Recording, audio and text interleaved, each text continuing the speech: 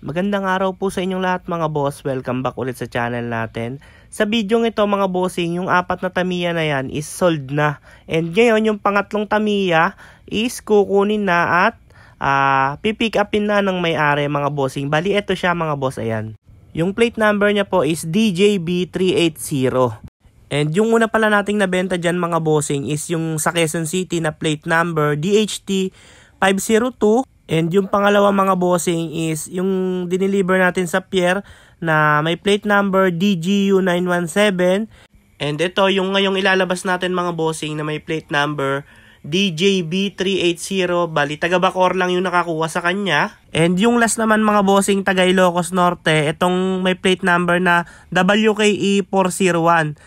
And ayan po yung huli nating ilalabas mga boss, yung taga Ilocos Norte. And hindi pa siya kukunin ngayon kasi may mga request pa yung may-ari. Magpapakabit pa ng salamin sa ibabaw and marami pa tayong ikakabit doon mga bossing. Papakita ko na lang sa inyo pag binlag na natin siya. Sa ngayon, dito muna tayo mag-focus sa ilalabas natin na ang plate number is DJB380 mga bossing. Ang gagawin sa kanya is tatrapalan or aapolsterihan. And samahan nyo ako mga bossing, dadali natin siya sa apolsterihan or sa bubungan kay Etoy mga boss kung saan tayo nagpapatrapal ng owner type Jeep. Bali itong mga unit na to mga bossing is naka-ready naman na. And kapag may buyer nga mga bossing, pinapakita namin na wala pang trapal para makita talaga nila yung forma. Then kapag kukunin na nila, saka namin palalagyan ng trapal para syempre sila lang din yung magtanggal. Bali mga naka-ready na yan mga boss, nakarehistro na, gagamitin nyo na lang. Ang kulang na kulang dyan is yung trapal. And kung meron kayong mga request kagaya ng salamin sa ibabaw, pwede natin kabitan kagaya ng ginawa natin sa taga Zamboanga mga bossing. Kung napanood nyo yon, ilalagay ko na lang din po dito sa description yung link kung gusto nyo mapanood yung dalawang naunang owner type Jeep na inilabas namin. Yung una i-deliver namin sa Quezon City, then yung pangalawa is i-deliver ko sa Pierre sa Maynila papuntang Zamboanga City mga bossing. Bali, fast forward na nga tayo mga bossing, punta na tayo dito sa upholstery shop. And ito na nga mga bossing, actually kahapon pa natin dinala to. And pagbalik natin ngayong umaga dito mga bossing, naka-layout na lahat, ikakabit na lang po. Ayan, bali, ayun yung ibabaw ng windshield niya, ayun yung pamakuan mga bossing, dyan ilalagay yung kahoy na pagpapakuan mismo ng mismong upholstery or yung trapal niya. And ito naman mga boss, yung mga pihit niya, ayan, or yung mga snap or bitones, ayan, mga nakakabit na mga bossing. Ayan, kagaya nga ng sinabi ko, naka-layout na lahat, ayan, tatahiin na lang, and nakasukat na, and ayan, pinapantay na lang para talagang pulido yung pagkakayari mga bossing. Ayan po. Bali, sa mga gusto nga po pala magpa-upholstery ng owner type Jeep, ayan, tawag lang po kayo sa number na ipipin ko dyan sa screen na yan, kay Etoy Upholstery Shop. And yung katabing ginagawa dito mga bossing, kung naaalala nyo, ito po yung owner na kinuha natin sa Muntinlupa. Ayan, yung sinakay natin sa flatbed, and malapit na rin siyang matapos mga boss. Papakita ko na lang sa inyo. And yung full review niya mga boss pag natapos na. And ito nga mga boss, habang ginagawa to, aantay na natin to dito. And pagkatapos, ibablog na natin para ma-videohan ng full review. And ito na nga mga bossing, daladala na natin tong owner type Jeep na Tamiya. And panoorin nyo nga mga bossing hanggang dulo kung magkano yung presyo ng ganitong unit. Ayan, bali papunta na tayo sa spot na pagbablogan natin. Ayan, lahat po ng gauge mga bossing na gana. And ito na nga mga bossing, panoorin nyo na lang po hanggang dulo kung gusto nyo malaman yung buong detalye and kung magkano inabot yung presyo ng ganitong unit. And dito na nga pala siya mga boss, nung natapos na, videohan lang natin siya saglit and pakita natin sa inyo yung kanyang full review. Bali, simulan natin dito sa mags mga boss. Sa mags niya, same pa rin nung kakambal niya, Atara na 10.5 yung lapad, universal yung butas, 4x100 and 114. Ayan. Bali, sa gulong niya naman 195/55 yung series, ayan, size 15. Tapos yung ginamit dito na suspension is tip spring and differential mga boss. Ayan, naka kingpin siya na differential mga boss.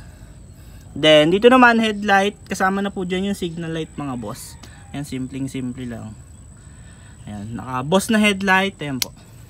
Tapos sa bumper, may fog lamp po siya na spot lamp. Tapos ayan, bull bar, straight lang na bumper.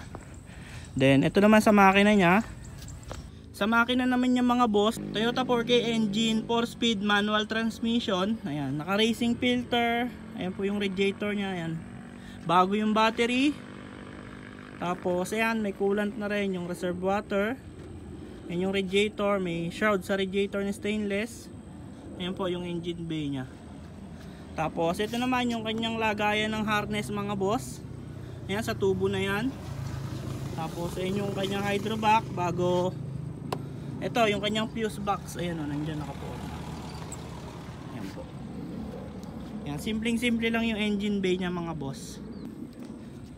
Tapos ayan yung kanyang busina, tapos yung fan para sa radiator. Ayan, balik naman tayo dito sa labas mga boss. Ayan yung kanyang hood lock. Then ito naman sa windshield frame, original na box type. Tapos nilagyan natin ng sticker natin na all about Honor type Jeep. And ayan yung kanyang wiper arm, simple lang, pang Innova na wiper arm. Ayan po. Tapos yung kanyang side mirror mga boss, retractable din yan. Yan, kulay white. Then ito yung kanyang upholstery mga boss. Yan, removable naman yan. And ito yung kanyang interior. Ayan po, may kisame siya na kulay red. Yan.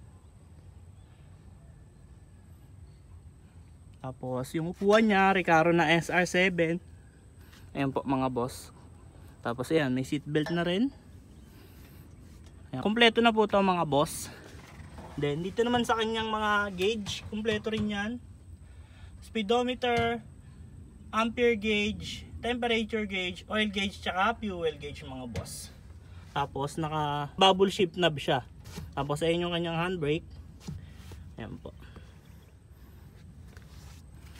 Ayan, bali kompleto naman na to. Ayan po. Ayan lang naman yung specs niya mga boss. Ito naman yung side view niya. Ayan yung forma niya mga boss kapag ayan, nakakabit yung trapal. Ayan po. Ayan yung forma niya.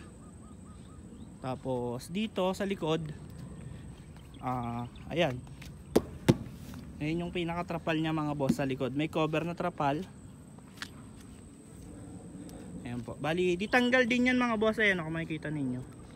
May mga snap po yan or bitones. Ayan po. Tapos, ito naman sa likod. Tailgate, yung plaka. Ito naman sa likod, tailgate. Tapos, yung plaka. Then, yung kanyang, ayan, yung kanyang taillight mga boss. Ayan po. Then ito naman yung kanyang driver side mga boss. Sa driver side yan, dito nakapwesto yung lagayan niya ng gas ay no. Tapos pakita ko lang sa inyo yung under chassis nito mga boss. Ayan po yung under chassis niya. Ayan po. And dito naman sa gitna mga boss, kulay red yung kulay ng mismong brake drum niya. Ayan po. Tapos ito yung kanyang driver seat. Ayan, sa driver seat mga boss, ito yung view. Naka-momo steering siya na aftermarket lang to mga boss. Ayan, naka manibela siya na aftermarket. Tapos sa pedal niya, ayan, type R na aftermarket lang din yan mga boss. Tapos ito yung switch ng fan. Tapos yung switch ng fog lamp sa bumper. Then ito yung switch ng retractable niya mga boss. Ayan, paganahin natin.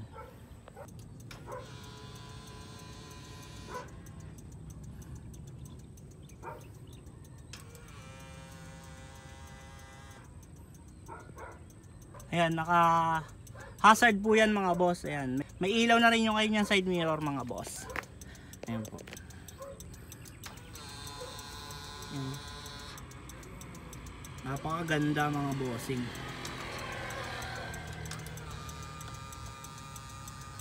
Ayan po siya. Then ayun lang naman. Dito sa driver side, ito yung kanyang view mga boss. Ayan po. Ayan, simpleng-simple lang pero napakaangas ng dating at napaka-pogi niya mga bossing. Pwede niyo siyang gamitin pamale-malengke or pang-araw-araw niya mga boss. Maghahatid kayo ng estudyante. Ayan, pang-forma pwede rin po. Bali, ayun lamang po mga bossing. Sa magtatanong naman ng presyo kung magkano yung inabot nito mga boss, 330,000 yung ganitong owner type jeep mga bossing. Gagamitin nyo na lang po yun. Nakarehistro na, ayan, kompleto na, and ready to drive na mga bossing. And bago ko nga pala tapusin yung video ito mga bossing, nais ko po munang magpasalamat sa nag-avail ng unit na to mga bossing kay Cap Narding Ugalde ng Bayanan Bacoor mga boss. Ayan. Maraming salamat po sa tiwalang ibinigay nyo at sa amin po kayo kumuha or nag-avail ng unit. And ayun nga lang po mga bossing, pagkatapos nga natin tong i-vlog, kukunin na rin nila to dito sa garahe and inaantay na nga lang natin sila dahil malapit lang naman yung pag-uwian ng unit na to, Bacoor, Cavite lang, katabi lang na bayan ng Imus, Cavite mga bossing. Maliin lang yung full review niya mga bossing.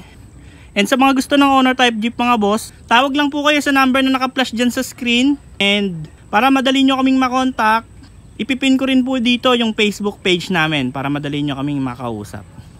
And ayun lang mga boss, bago nyo lisanin yung video ito, huwag nyo kalimutang i-click ang subscribe button at i-on ang notification bell para lagi kayong updated sa mga video na ilalabas namin tungkol sa owner type jeep. Maraming salamat sa inyong lahat.